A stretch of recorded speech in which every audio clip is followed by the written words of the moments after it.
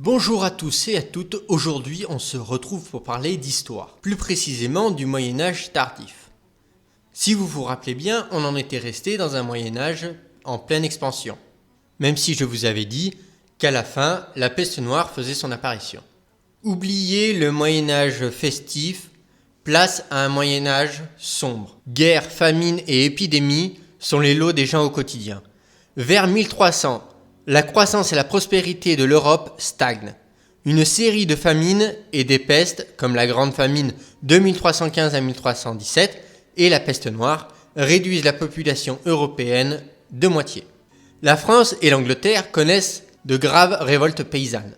La jacquerie et la révolte des paysans, ainsi que plus d'un siècle d'un conflit qui s'éternise, la guerre de Cent Ans. L'unité de l'Église catholique est également brisée par le grand schisme d'Occident. Collectivement, ces éléments sont ce que l'on appelle parfois la crise de la fin du Moyen-Âge. Cette crise, parlons-en, elle est d'abord alimentaire, puisque dès 1309, en Allemagne, les récoltes ne suffisent plus à alimenter les hommes. Entre 1315 et 1316, toute l'Europe occidentale est affamée. Les années de mauvaise récolte provoquent une hausse des prix des produits céréaliers. Cependant, les années d'excellente récolte ne règlent pas la crise, car si le prix des céréales chute, celui des autres produits agricoles et artisanaux continue d'augmenter durablement. Attesté par le recul des feuillus en Allemagne et par celui de la vigne en Angleterre, ainsi que par la disparition des céréales en Irlande, le refroidissement climatique explique en partie les mauvaises récoltes. Il y a aussi les plus fortes de 1315 qui aggravent ce phénomène. Mais la catastrophe est surtout amplifiée par la surpopulation qui touche les campagnes et les grandes villes, où affluent énormément de personnes. Ensuite, c'est la maladie, la peste. Dans les villes insalubres, les populations sous-alimentées résistent très mal aux épidémies de peste, qu'une médecine débutante se révèle incapable d'enrayer. De 1346 à 1353, suivant les grands axes commerciaux, la maladie se propage jusqu'en Île-de-France, où elle ravage Paris de juin 1348 à juin 1349, pendant un an. Présente en Europe occidentale, elle gagne les Pays-Bas et l'Angleterre, puis l'Écosse et les pays scandinaves en 1350. Paris doit encore subir des attaques récurrentes en 1361 et 1362.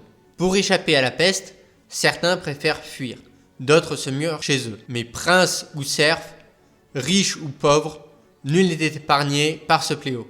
Arras, Florence, l'Angleterre tout entière perdent 50% de leurs habitants. Zurich, 60%. On estime à 25 millions, soit le tiers de la population, les victimes de la grande peste en Europe occidentale.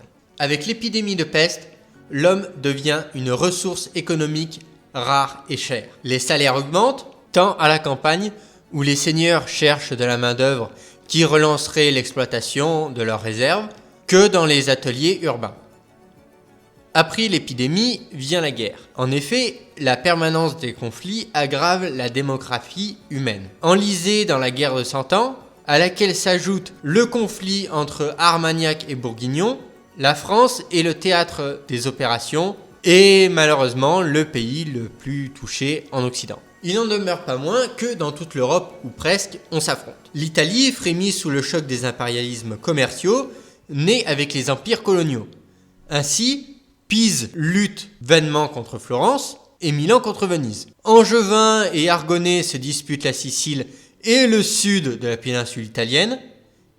Et dans la péninsule ibérique, la fratricide querelle entre Pierre II et Henri de Tatamar ensanglante la Castille. L'Angleterre, ébranlée par la résistance écossaise de 1295 à 1328, est déjà mobilisée contre la France dans la guerre de Cent Ans. Mais elle doit également faire face à la guerre des Deux Roses, qui oppose les maisons de York et Lancaster.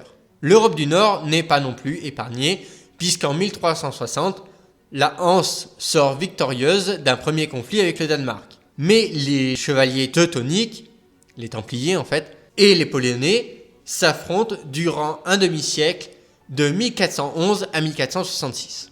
Les conflits mobilisent davantage d'hommes qu'auparavant.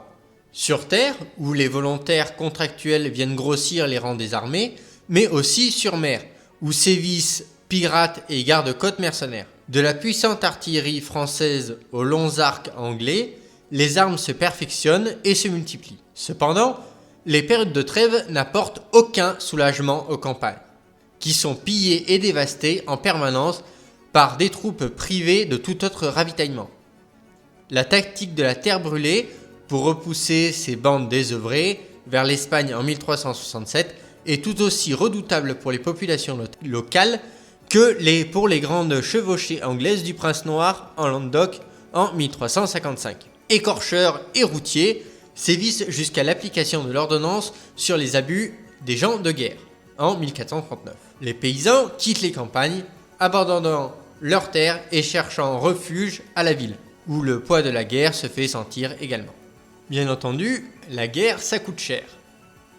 Donc pour financer les guerres et payer les mercenaires, les États, assemblées représentant les trois ordres, donc clergé, noblesse et tiers-État, en France, de même que le Parlement en Angleterre, autorisent, non sans difficulté, l'alourdissement de la fiscalité royale. La pénurie est un phénomène classique en période de trouble. Aussi, les souverains français procèdent à de fréquents réajustements monétaires dont les conséquences sont avantageuses pour les débiteurs, mais catastrophiques pour ceux qui reçoivent des revenus fixes. Les incertitudes monétaires pèsent sur les gens de l'époque, tout comme l'incertitude grandissante des mers et des mauvais états des routes livrées aux pillards. La production et la consommation sont en recul dans une société perturbée où les pouvoirs publics comme scénarios sont plus que jamais contestés. La grande peste ayant tué une bonne partie de la population, celle qui a survécu cherche à profiter de ce sursis. Au milieu de ce froissement de couleurs, la mode se pare de toutes les audaces. Pour les plus riches, l'habillement, c'est avec la soie et les fourrures, qui deviennent de plus en plus luxueux. Tentant d'agir contre ces extravagances, les nombreuses lois n'ont guère d'effet.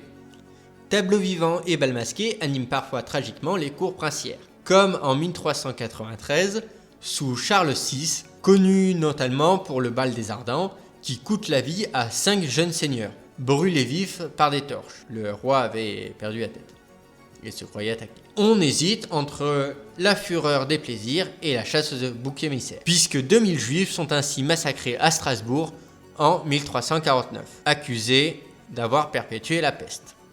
Pour sa part, déchirée par le grand schisme d'Occident, la papauté n'offre plus de modèle ni moral ni religieux.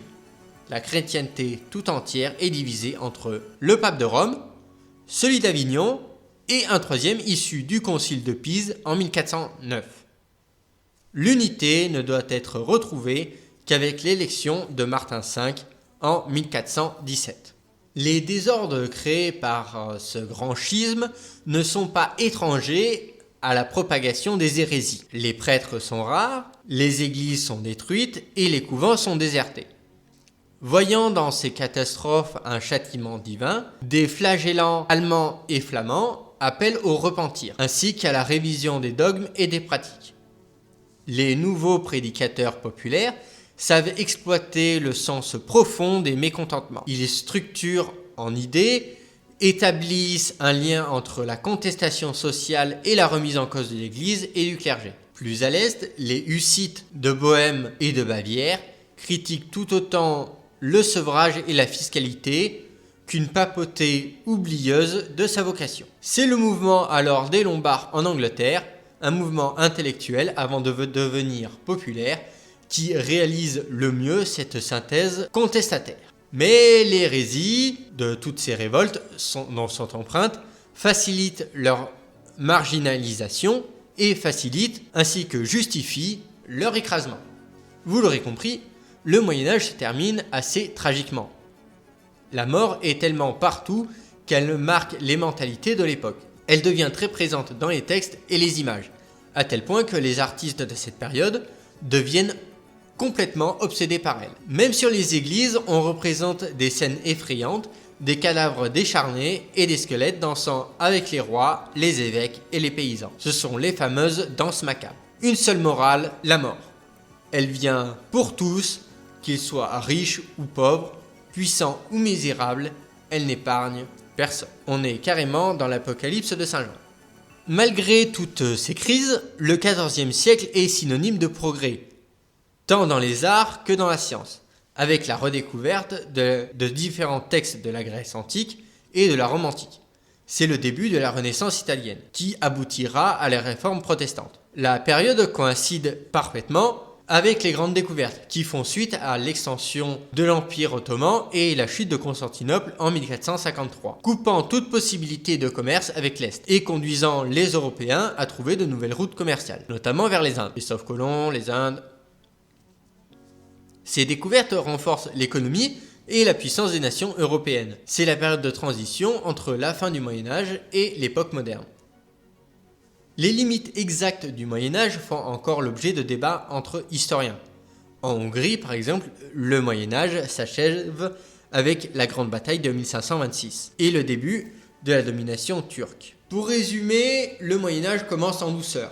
Après l'Antiquité, bien que la chute de l'Empire romain d'Occident précipite les choses.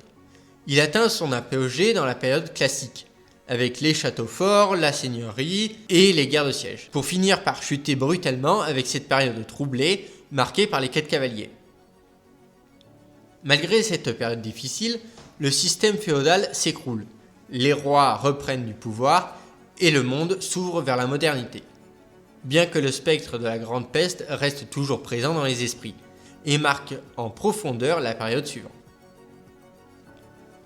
J'espère que cette vidéo vous a plu. Si c'est le cas, mettez un pouce bleu et partagez-la. Dites-moi en commentaire si vous pensez que cette période reflète l'Apocalypse de Saint Jean. Une dernière chose, n'oubliez pas de vous abonner. C'était K et Frey et je vous dis à une prochaine fois.